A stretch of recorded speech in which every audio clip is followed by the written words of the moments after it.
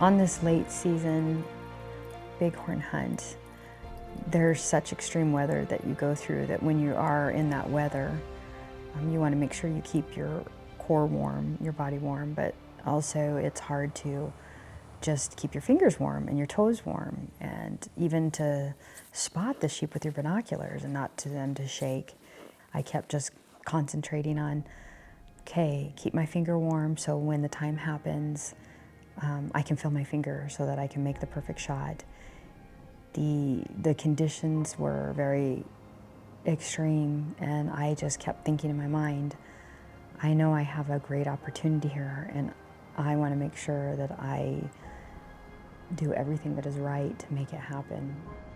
Over and over, you get up every day, you get up early, you go hike, you put on your heavy pack, you take it off, and sometimes you don't see any sheep and you feel like it's just, they're camouflaged somewhere out there, and you just keep looking in hopes. And so I just keep thinking of the hopes that I will find one and there will be one in the distance.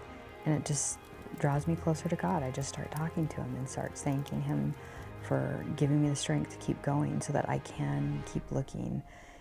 It really does humble you to like what's important in your life. Being just grateful to be out there. Keep trying, keep looking, one ridge after the other, under one tree, over one boulder. I'm just going to keep looking and being grateful and thinking of God's beauty that he created. It's overwhelming, and it's, if anyone gets an opportunity to do, I highly encourage them to do it, because it's life-changing being that close to God out in his beauty that he created. We went out looking, and there was a blizzard, and it was so bad we had to hunker down to get out of the wind and let it bypass, because we couldn't see really hardly in front of us. You know, we waited that out for a while, and as it cleared up, then we proceeded on, and we just kept scouring and looking.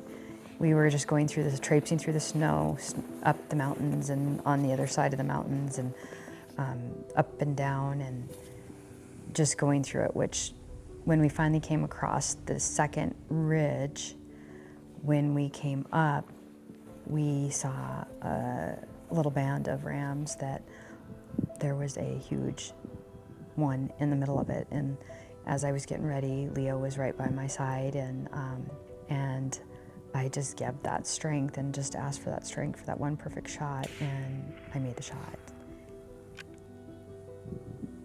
And the sheep moved 20 feet straight up and dropped right down.